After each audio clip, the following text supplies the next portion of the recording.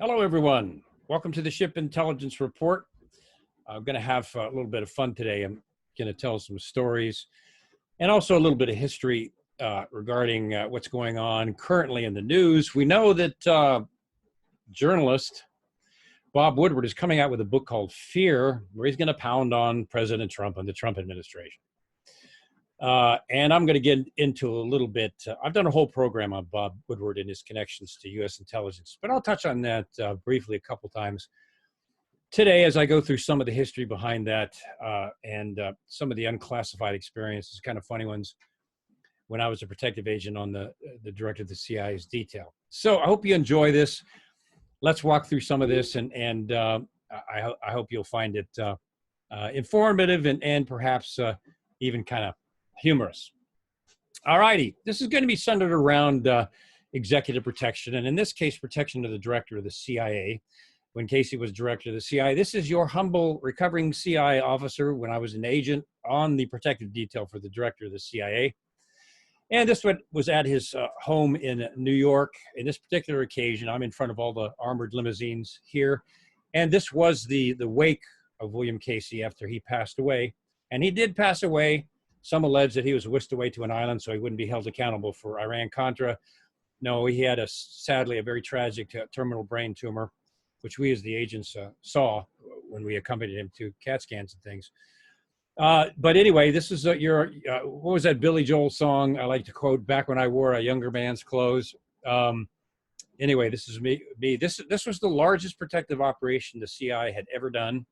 It was an 80-car limousine motorcade with high-level officials from the CIA, cabinet-level officials from the Reagan administration, a bunch of other famous figures, Richard Nixon, others, Ed Meese, Attorney General. And anyway, a lot of VIPs involved that we had to secure in regards to the motorcade, and eventually where the funeral took place in the cemetery. So this is Mr. and Mrs. Casey. I put this picture up there because one of my posts was into Casey's home. So I interacted a lot with Mrs. Casey, Sophia Casey, who was one of the sweetest, most saintly women I have ever met. We, the agents, would do anything to protect her, and she was a remarkable woman. She really was. And as one of her relatives told me, well, she has to be a saint to live with William Casey. And I think there's some truth to that. But what an awesome lady she was. This is me when I was on the protective detail. Robert Gates held a special ceremony to thank all the agents for a flawless protective operation for the wake and funeral of William Casey. And so Robert Gates, who treated us very, very well, had a ceremony. And this is a picture of your humble correspondent with Robert Gates. Another picture of me with George H.W. Bush. And if you know me, I am not a fan of George H.W. Bush. When he was vice president, essentially it was the CIA in the White House, running the White House. H.W. Bush was a CIA operative going way back to the days of JFK. In any event, this is a picture that I was taken with him. It's funny, his ties all did. I don't know who tied his tie, but they didn't tie it very good. And my tie, it was a Rush Limbaugh tie, back when Rush used to sell ties. I loved his ties, man. I wish he'd do that again because they were some of the best. But anyway, a couple of pictures from those days. This is me again when I wore a younger man's clothes in a very high-risk protective assignment overseas in a certain country that had a very high threat on the director and deputy director of the CIA that we were protecting. And I cut a lot out of this picture for obvious reasons. But this is your humble correspondent. Back in those days, I was a tactical firearms instructor. I taught tactical firearms all around the world. I was a member, the assistant team leader for a anti-terrorism counter-assault team. You can see in the bottom left, there was myself there. And of course, I couldn't reveal the identities of any of the other agents, officers in either of these pictures. To the right is me with the counter-assault team training. Some of the nation's best experts in anti-terrorism counter-assault team training are there. I cannot reveal their identities. In the upper right hand, that is me shooting a 12-gauge shotgun, double-aught buck, and slug with one hand. I was one of the only agents that could do that without tearing off their knuckle or the web of their hand. And I got pretty good at it, center mass. So that's a photograph of me during training shooting a 12-gauge double-aught buck with one hand. I was on the director of the CIA's detail back during the Iran-Contra affair, right in the middle of the heat. And this was a mess. The CIA was arming and supporting the Contra rebels down in Nicaragua, but they were also selling arms illegally to, of all countries, Iran, while the Contras were heavily trafficking in cocaine. And arms and other things, cocaine perhaps, were trafficked through Mena, Arkansas, with then Governor Bill Clinton, who I'm sure was given a top secret CIA clearance to participate. And that's why back when Bill Clinton and George H.W. Bush were arch enemies, now you see them buddy-buddy, just loving on each other. Well, that's because they got the goods on each other. And good old Bill Clinton, going all the way back then in Mena, Arkansas, was interacting with the CIA. Anyway, it was a mess. It hit that the CIA had illegally engaged in this. There were several CIA officers that were looking at prison. Casper Weinberg, who I've met, very nice guy, was looking at prison. The Deputy Director of Operations, Claire George, who also I thought was a pretty cool guy. But they committed felonies. And they went behind the back of Congress, which the CIA has been doing for years, and they broke the law. I did not support that, and I do not support that, and I never will support that. If you know me, I'm a CIA whistleblower. I've blown the whistle on the CIA's criminal activity behind the back of Congress and its manipulation of Congress and the White House and even the judiciary. But here's the mess, and here's George H.W. Bush and Ronald Reagan. What I want to stress here is the CIA as the vice president of the United States. I personally don't think that President Reagan knew the details of the arms shipments to Iran, the problems with cocaine trafficking and others. I don't think President Reagan was made aware of that because George H.W. Bush was still a CIA operative and was operating out of the White House, concealing, in my view, and I'm convinced of this, most of it from President Reagan, who was blindsided when he was hit with it. Interestingly, down in the lower left-hand corner, chief counsel and a close confidant of George H.W. Bush was Attorney General William Barr, who was the CIA attorney that got all of the Iran-Contra perpetrators off and pardoned from felonies, and no one was charged. Now Attorney General William Barr was a close confidant and attorney for George H.W. Bush. Been in the swamp for a long time. Is there going to be indictments in the soft coup against President Trump on the behalf of the Barr-Durham investigation? I mean, high-level indictments. I'm very doubtful of that, just because I know the shadow government system. We'll see. Now, Bob Woodward wrote the book Veil, The Secret Wars of the CIA from 1981 to 1987. And in that book, Mr. Woodward claims he got into the hospital room of CIA Director William Casey, had a conversation where William Casey admitted to his role in the illegal Iran-Contra affair. Woodward put that in this book, Veil. You can look it up if you have the book, or you can look it up online. That, ladies and gentlemen, is a bold-faced lie. So Mr. Woodward tried to get into Director Casey's hospital room. We had a hot seat, what we call a hot seat, with an agent, 24 hours a day, 7 days a week, outside of William Casey's hospital room, and no one got in there without clearance. Mr. Woodward tried to get in, and our agents on duty gracefully, professionally showed him the door and told him never to come back. He never got in. He was caught and shown the door. That excerpt in the book Veil is a complete fabricated lie. Now, what Mr. Woodward didn't count on is me as a CIA whistleblower coming out in the open and revealing a lot of this stuff, because we were all under secrecy agreements, and many of us were undercover at some point in our career. I won't say what point.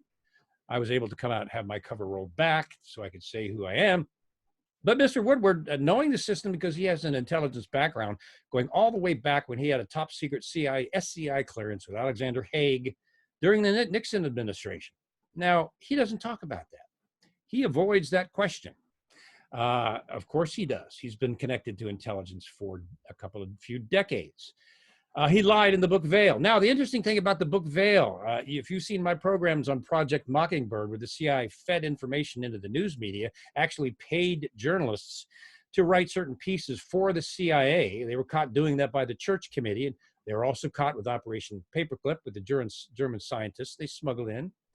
They were caught with Project MK Ultra, mind control experiments on people, including children. One of the most notable, which was Ted Kaczynski, who went through the CIA's MK Ultra program. Very nasty, very evil stuff came out in the Church Committee.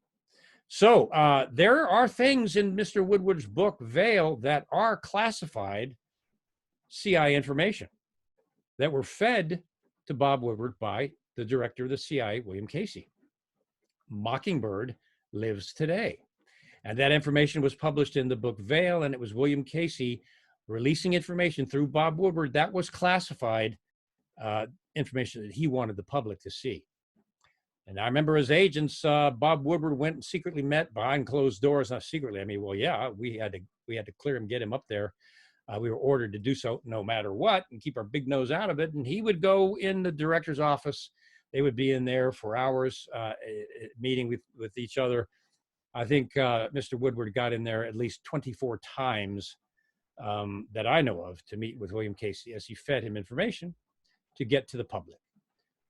Just something you're not going to read in the paper, and something that no other CIA officer can come out and talk about except your humble correspondent.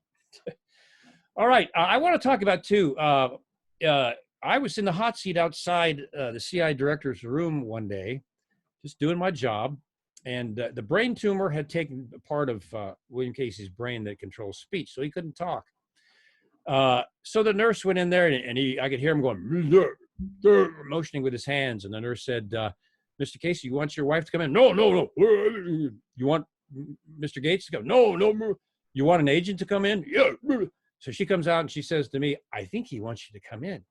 So, okay. So I went in there, and I walked into the hospital room. He'd got his hair back. He looked quite a bit better than when we first moved him after surgery. I mean, he looked terrible. But he'd grown his hair back, he got his mind back, but he could not speak. So he stuck his hand out, grabbed my hand, looked me in, and shook it real hard, like, I'm coming back. And he motioned for me to sit down. I sat down, and then he motioned like, so what's going on out there? I mean, he was obviously out of the loop for quite some time, and it was right in the middle of the Iran-Contra affair. So I said, well, sir, they've asked the president about, you, and he's come out and said that you still have his full support. And the UN ambassador, Jean Kirkpatrick, a close friend of William Casey's, had stated that she was loyal to him as CI director. He was a close personal friend. And as I said that, William Casey burst into tears and began to weep. Now, what do you do then? Now, I, as many of you know, I'm a person of faith. I'm a Christian. And I thought, man, boy, I'd love to pray with him right now and, kind of give him some comfort, but couldn't do it. I was an agent. I was in my official role, and I couldn't step out of that role. But I did pray for him, and when we moved him into bed after surgery, I prayed for him. And amazingly enough, just after this incident, no more than a week after this incident, the nurse found out that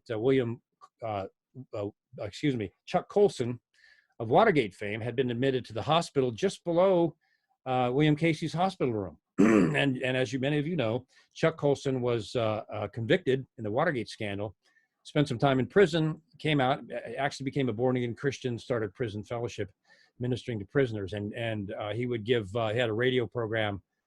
The man was brilliant. I mean, he was absolutely brilliant. So the nurse asked Chuck Colson, look, the director of the CIA is up there, he's terminally ill. You want to ask us if, he wants prayer? And of course, Colson said, sure. So the nurse came up and asked William Casey, look, Chuck Colson is down in the hospital also. Would you like him to come up and pray with him? Casey said, nodded, yes, he would. So Chuck Colson came up there, led William Casey to accept Jesus Christ as his Lord and Savior. And William Casey, the last 3 months of his life, you won't read this anywhere in the news, last 3 months of his life had his Black Baptist nurse come in every day and read the Gospels to him until he passed away. A story that you're not going to hear in the news. So it was a really time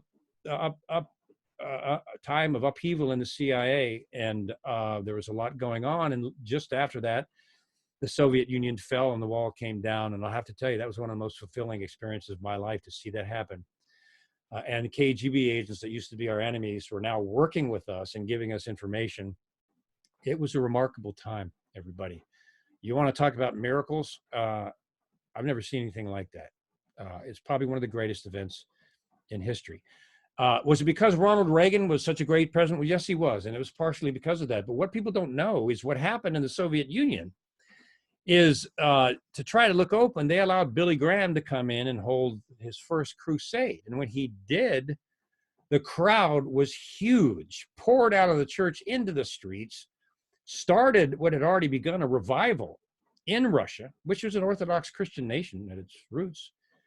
A revival in Russia that spread. Billy Graham came back a second time, and the crowd was massive, so much so that the Soviet government said, you ain't coming back. But by then, it was too late. There was a huge religious revival that spread through the Soviet Union and eventually resulted in the people rising up, tearing down the statues of Lenin, and the fall of the wall and communism. That's how that happened, everybody. Those are the facts. Check it out.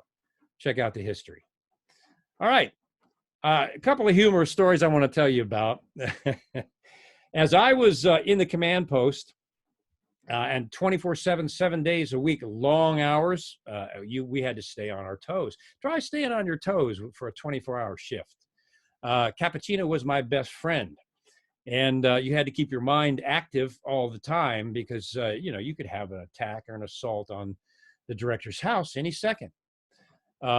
And we did have some incidents, which I can't, of course, talk about. But what I did to keep myself active as I was monitoring all of the equipment was I'm a fly fisherman. I love to fly fish. In my office, if you look around, I've got some of my fly tying stuff, fly rods, some pictures. So I love fly fishing, and I'm a fly tyer.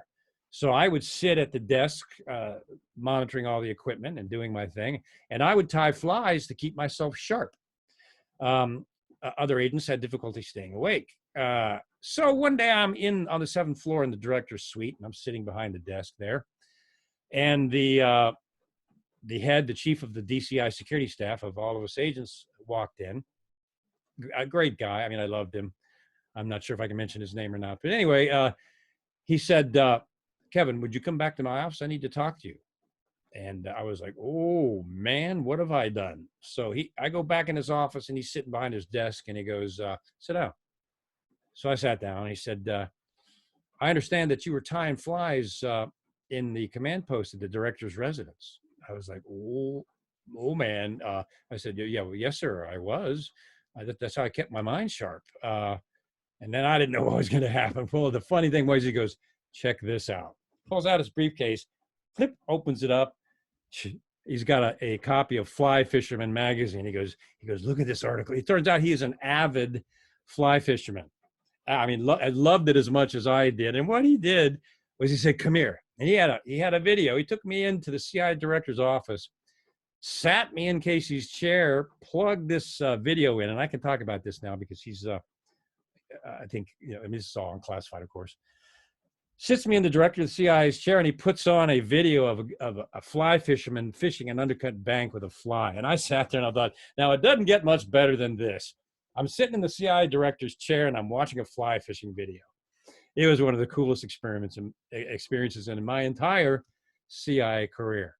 It was kind of cool. Let me tell you another kind of humorous story. I'm in the command post in the director's house. And you never knew. He was very unpredictable. He'd bust into the command center without telling you he was coming in. So you always had to be snappy in case that happened. So I'm sitting there, and boom, the door opens up, and in walks the director, William Casey. Kevin, I want you to fire up the communication system. I need to talk to so-and-so, high-level cabinet official. Yes, sir. Well, he sits down, and right behind Director Casey, as you can see here, is the bank of radios in the Chargers, and they're all on because I'm monitoring all the communications of the motorcades and the vehicles and everything that's going on. And the agents are going back. You can hear them on the radios, and the director's sitting there. They're right behind his head, and the agents start farting in the radios. They used to have fart contests. They called it Boof on Command. There were some agents that all you had to do is say, can you fart now? And boom. I mean, I hate to be crude, but they could fart on demand. It was some kind of strange gift. Anyway, they start farting in the radios and laughing, and they're turned up and they're right behind the director's head. I'm like, what do I do?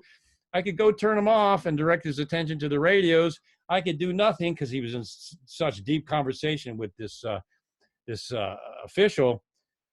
So I ducked out real quick, ran out to the agent. I said, directors, the radios are on, cut that out. I went back in, I could hear click, click, click, click, click. All the radios going off. It's funny now, but it wasn't real funny then. What do you do in a situation like that? Tell you another story. When we were doing the protective operations assignment for William Casey's wake and funeral, we were putting in long shifts, 24/7, in some cases, back to back to back. We were exhausted.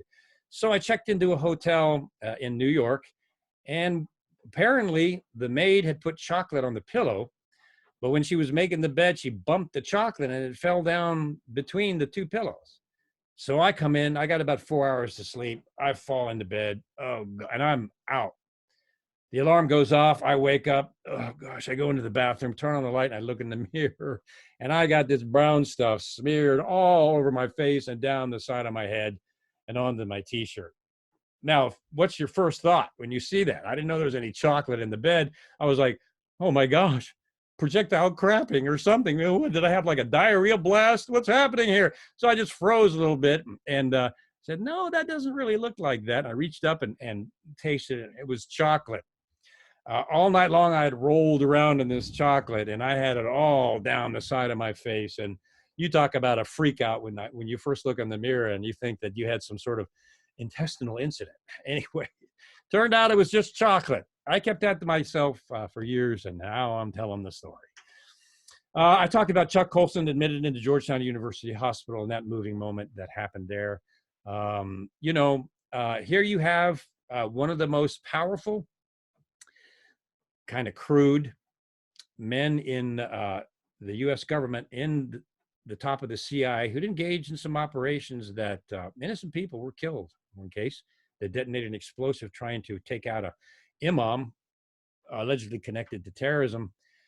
They missed the imam, and the bomb detonated, and it killed 64 women and girls at a girls' school there. And it turns out the imam wasn't even the right imam. So, things that were done that CI should not be proud of.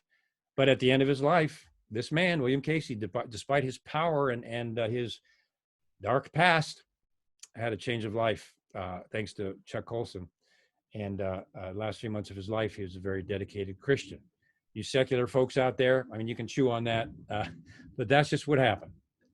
Just telling you what happened. It was quite remarkable, frankly.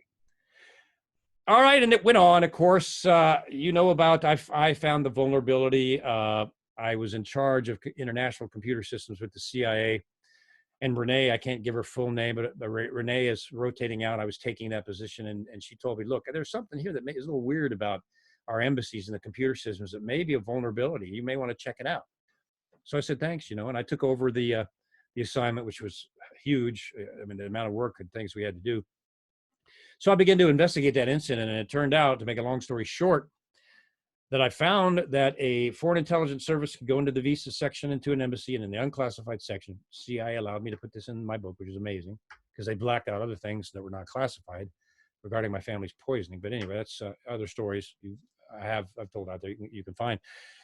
But a foreign intelligence service could go into the visa section and identify our chief of stations and our covert personnel, which means they could identify all the assets they recruited. It was very serious. So I reported it. I was told by CI officials to drop it. All of my documents were destroyed several times, removed from the server, and I was threatened by a senior CI official to drop it. Couldn't do that. Our lives were at risk. By divine providence, a high-level official on the outside found out about it from another agency, met with me. They did a study, went out to embassies around the world, tried to get into the computers and identify our people, and they did. Who they were by name, where they lived, and everything else. Now, that vulnerability, of course, has been corrected now. But after I was brought to a big meeting with these government officials as they sat and officially rebuked the division chief of the CIA and the CI for putting the lives of our agents at risk for over 10 years. They issued an official report to the intelligence community about what the CIA had done. And I remember going back to CIA headquarters, and it was like I had a laser dot on my back. I knew it was just a matter of time. Anyway, you know the story. Many of you, I wound up on a secret classified base. My family became deathly ill. My wife was bleeding from her gums, from her nose. She had bruises all over her body. She got dementia. severe headaches, were on morphine. My oldest son, his immune system was so devastated, I took him secretly to a doctor, and that's what the CIA blacked out in my book. Took him to a doctor, and the doctor said, "Mr. Shipp, your son's immune system is so damaged, it's like he's been exposed to a burst of radiation." And you all know the story. The CIA blacked out my evidence. A judge forced them to a mediated settlement. They settled, signed the agreements, which I released on kevinship.com at the top. You can find them at the top ribbon. They signed the settlement agreement. A week later, they called my attorney and said if I didn't take a fraction of the settlement, they were going to invoke the state secrets privilege, seal all my evidence, and if I talked about the case to anyone or my attorneys or my family, we would go to prison. So I said, no, they signed a legal agreement. I expect them to abide by it. Sure enough, at the end of that week, the CIA invoked the state secret privilege, sealed all my evidence, doctor's diagnosis, secret environmental tests that I did of the things that are in the house. Here's a decontamination team, pictures in the house, boxing all of our stuff up for destruction as they identified some contaminants in the house. There was black mold all through the walls, a mustard gas shell percolated up in our yard. We never found out whether it was exposure to black mold or if there was mustard gas. That was emanating up through the bottom of the house. They destroyed the house, and they have rebuilt over it. So they covered that up. As many of you know, despite the fact that they invoked the state secrets privilege and threatened me with prison, I came out, violated the state secrets privilege. This is my family, and this is my constitutional government.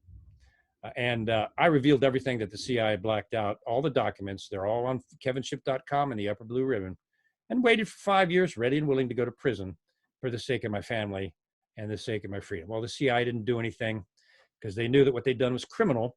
The blackouts in my book were illegal. The break-ins to my house were illegal. And them covering up the poisoning, they didn't want that going to court or coming to light. So we got kind of an agreement now. Plus, I know a whole lot more than I'll ever talk about. And so now they're kind of leaving me alone. And I blow the whistle regularly on government corruption and the abuse of secrecy.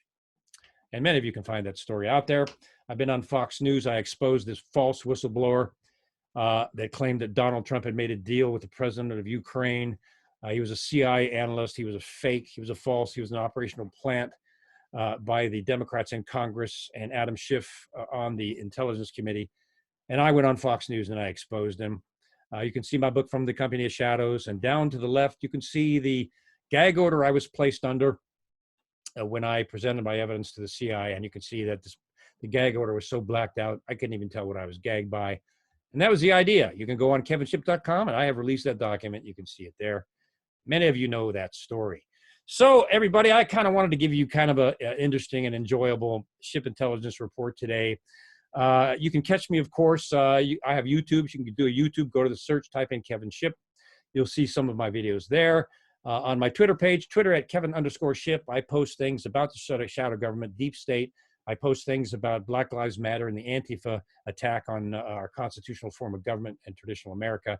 I post things, the attacks that they're engaging in daily.